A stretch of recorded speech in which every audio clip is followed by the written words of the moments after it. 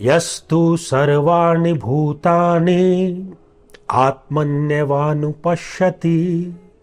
सर्वभूतेषु चात्मनं ततो न विजुगुप्सते।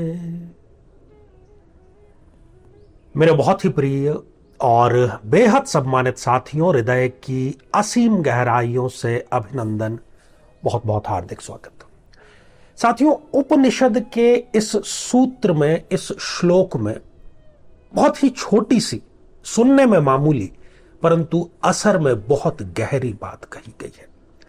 यह सूत्र हमें यह कहता है कि यदि हम पंच महाभूतों को स्वयं में देखते हैं और पंच महाभूतों में हम स्वयं को देखते हैं तो हम किसी से भी चाहते हुए घृणा कर ही नहीं सकते। बेहद सुंदर बात साथी। हम अपने घर वालों से, अपनी पत्नी, अपने पति से, अपने मित्रों से, अपने पड़ोसी से, अपने सहकर्मियों से नाराज हो जाते हैं, छोटी बात पर, बड़ी बात पर। आखिरकार इंसान है। परंतु यदि इस सूत्र को हम समझ लें तो हम कभी किसी से ना तो शत्रुता कर पाएंगे, ना बैर कर पाएंगे, ना ही घृणा कर पाएंगे। 3 ऐसे सूत्र आज मैं आपको देने जा रहा हूं। सुगम प्रयोग कहें तो ज्यादा बेहतर होगा। एक आम व्यक्ति के जीवन में गृह क्लेश अब बिल्कुल भी नहीं रहेगा शेष। जी हां, कहने के लिए नहीं बल्कि करने के लिए। साथियों, जब हम एक पति और एक पत्नी, बल्कि एक भावी पति और एक पत्नी की जन्मपत्र का मिलान करते हैं, किस लिए करते हैं आखिरकार? हम चंद्रमा का मिलान इसलिए कर लेते हैं ताकि वो दैनिक जीवन के छोटे छोटे बिंदुओं पर आपस में झगड़ा ना करे, क्योंकि चंद्रमा रोजमर्रा के छोटे बड़े कार्यों के कारक है। आमतौर पर पति पत्नी में खाने की बात पर, धन की बात पर, कपड़ों की बात पर झगड़ा होता है और वो झगड़ा कब बड़ा रूप ले लेता है। ऐसे झगड़े ना हो इसलिए हम मिलान करते समय चंद्रमा मिलान करते हैं। सूर्य का मिलान हम क्यों करते हैं? ईगो के लिए। यदि पति और पत्नी में कोई एक भी ऐसा हो कि यदि आपने उसके बारे में कोई बात कह दी, उसके घर वालों के बारे में कोई बात कह दी, और फिर आप देखिए उसका रौद्र रूप, झेल भी नहीं पाते कई बार तो। साथियों, बुध का मिलान हम इसलिए करते हैं कि हमारी जो वाणी है, हम 24 घंटे एक ही स्वभाव में नहीं रह सकते, क्योंकि हम इंसान हैं, मनुष्य हैं, कोई रोबोट नहीं है कि बस एक बटन दबाया तो गुस्सा आया और बटन दबाया और गुस्सा काफुर हो गया। नहीं, विभिन्न प्रकार के जो विचार हैं, जो भावनाएं हैं, जब जब बलवती होती हैं वैसा ही व्यवहार हम करते हैं।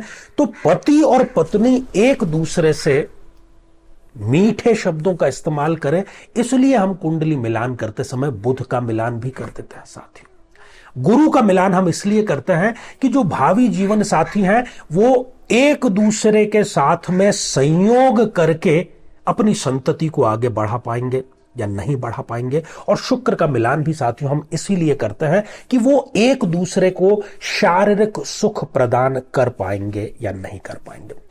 साथियों, आते हैं अब मुद्दे पर आते हैं। यहां पर मैं आपको 3 बातें बतलाने जा रहा हूं जो आमतौर पर गृह कलेश का सबसे बड़ा कारण भारतीय समाज में है। पहली बात तो ये, और पहला प्रयोग उन लोगों के लिए कि जिनके घर में सदैव झगड़े का ही माहौल होता है। शायद महीने बीत जाते हैं कि घर वाले सभी बैठ करके एक दूसरे का दुख सुख बांटे, साथ में भोजन करें, अच्छे पल बिताएं, मुस्कुराएं, नहीं, याद ही नहीं उनको। यदि इस प्रकार की स्थिति आपके घर में भी है, और ये जो कार्य वैसे तो कोई भी कर सकता है, परंतु यदि गृह लक्ष्मी अर्थात जो गृहिणी है वो करे तो इसका तत्कालिक परिणाम आपको प्राप्त होगा। करना यह है कि आप अपनी दिनचर्या में एक बात शामिल कर लीजिए कि जब भी आप रोटी बनाना शुरू करते हैं तो पहली जो रोटी है वो हम देखते हैं कि आमतौर पर ऐसे ही, क्योंकि जल्दबाजी में होता है, बच्चों के टिफिन बनाने हैं, पति का टिफिन बनाना है, सास ससुर के लिए चाय बनानी है, कोई बात नहीं।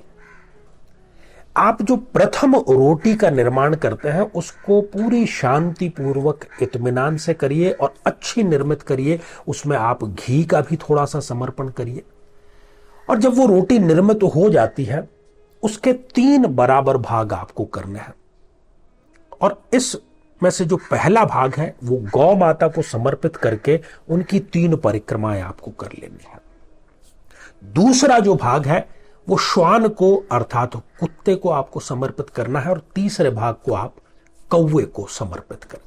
अब ये ऐसा नहीं कि आपको तुरंत ही करना है। आपने रोटी बना दी, रोटी आप रख दीजिए, घर के कार्य सारे आप कर लीजिए, दिन भर में जब भी आपको समय मिलता है ये कार्य करिए।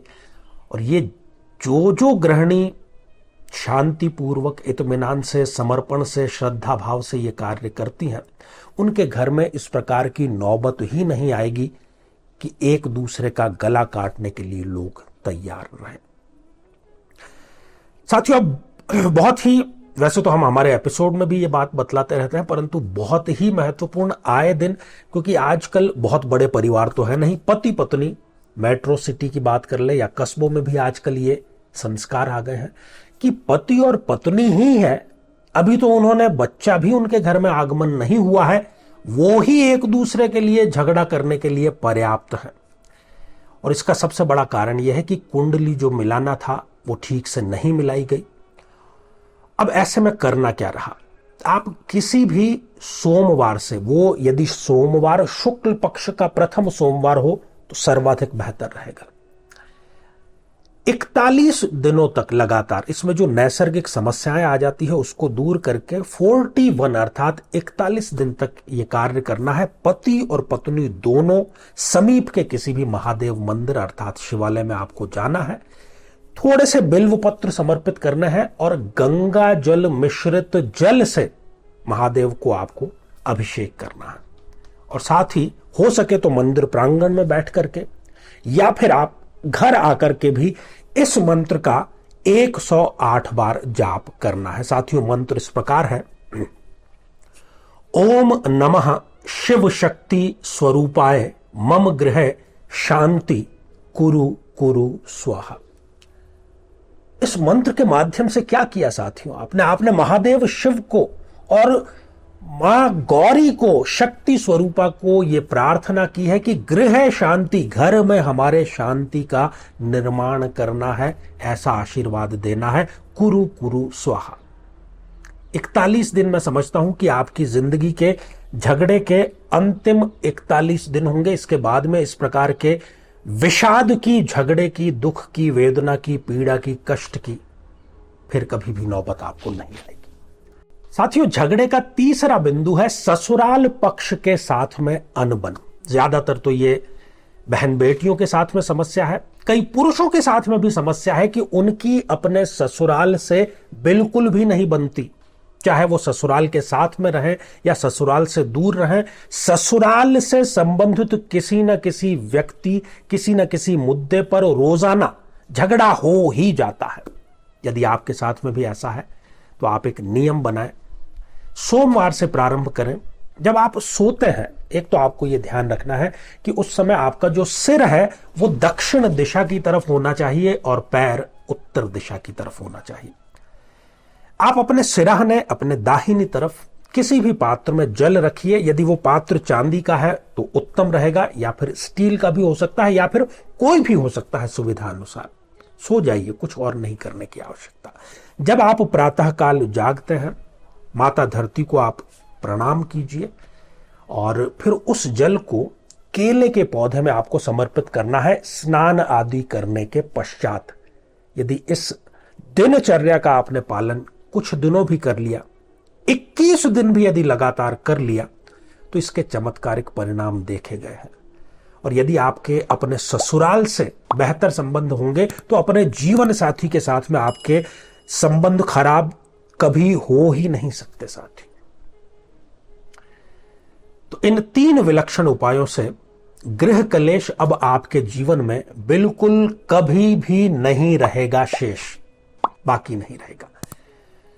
तो साथियों, इसी मंगल कामना के साथ में कि आप सभी स्वस्थ, समृद्ध और शांतिपूर्वक जीवन व्यतीत करें। नमस्कार।